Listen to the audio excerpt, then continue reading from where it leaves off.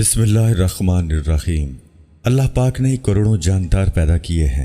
ہر جاندار کی خلقت میں کوئی نہ کوئی حکمت پوشیدہ ہے۔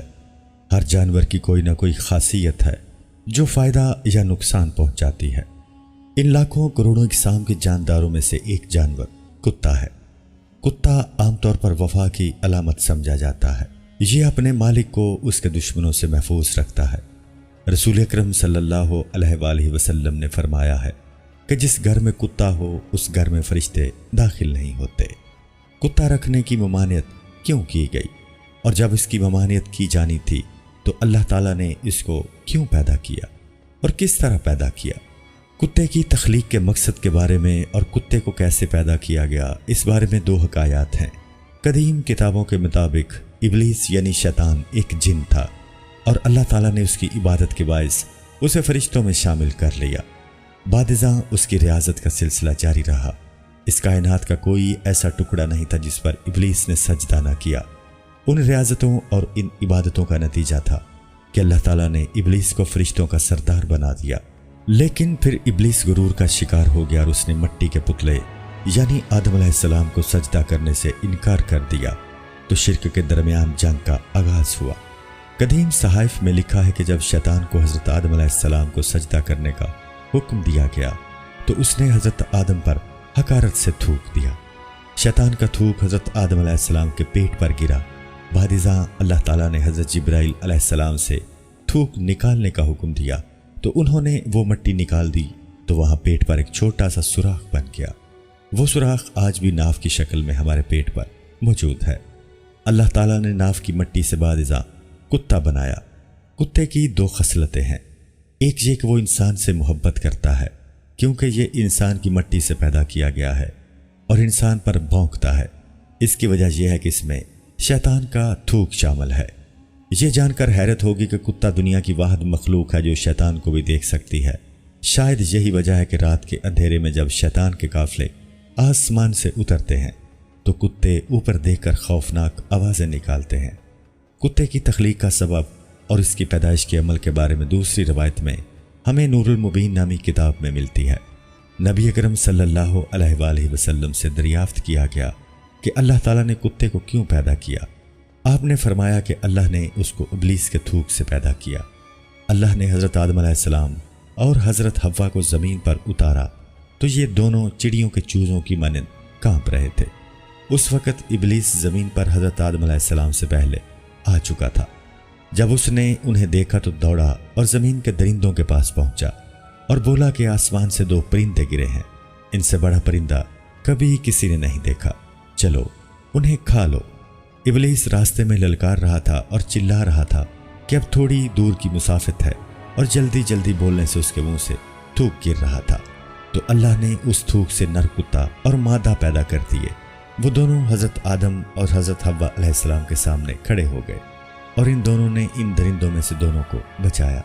اس دن سے کتا جنگل کے درندوں کا دشمن اور درندے کتوں کے دشمن ہو گئے۔ غالباً کتے میں وفا کا عنصر اسی لیے شامل ہے کہ یہ روز ازل ہی سے انسان کی حفاظت کے لیے مأمور کیا گیا ہے۔ یہاں سوال یہ اٹھتا ہے کہ جب اس میں یہ خاصیت پائی جاتی ہے تو اس کے باوجود کتے کو گھر میں رکھنے سے مسلمانوں کو کیوں منع فرمایا گیا ہے؟ ہمیں بلا ضرورت گھر میں کتے پالنے کی ممانعت کیوں فرمائی؟ اسلام میں کتے رکھنا بالکل ہی منع نہیں کیا گیا، بلکہ اس کی ایک محدود اجازت کچھ شرائط کے تحت دی گئی ہے۔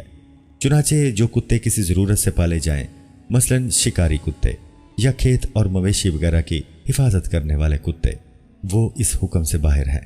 نبی اکرم صلی اللہ علیہ وآلہ وسلم فرماتے ہیں کہ میرے پاس جبرائیل تشریف لائے اور کہا کہ گزشتہ شب میں آیا تھا، لیکن گھر میں داخل نہ ہونے کی وجہ یہ تھی کہ دروازے پر مجسمہ اور گھر میں تصویروں والا پردہ تھا اور گھر میں کتا بھی تھا، لہٰذا جو مجسمہ ہے اس کا سر آپ اس طرح کروا دیجئے کہ وہ درخت کی شکل میں رہ جائے، اور پردہ پھاڑ کر تکیہ بنا لیجئے، اور کتے کو گھر سے باہر نکلوا دیجئے۔ کتوں کے جسم پر ایسے جراثیم ہوتے ہیں جو دائمی اور لا علاج امراض کا سبب بن گئے ہیں، بلکہ کتنے ہی لوگ اس مرض میں مبتلا ہو کر اپنی جان سے ہاتھ دھو چکے ہیں۔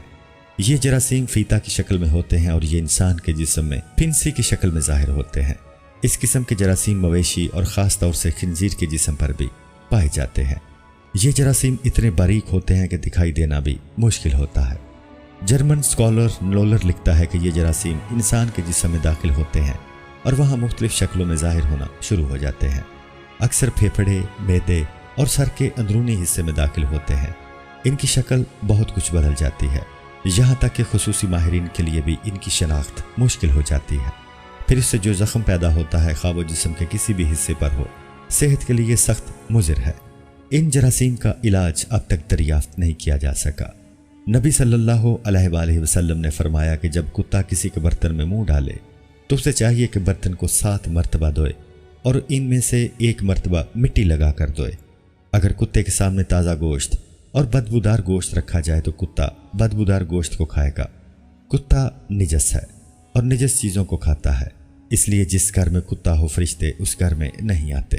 حسن بصری رحمۃ اللہ تعالیٰ علیہ فرمایا کرتے تھے کہ کتے کے اندر 10 صفات ہیں کہ اگر ان میں سے ایک صفت بھی انسان کے اندر پیدا ہو جائے تو وہ ولی بن سکتا ہے۔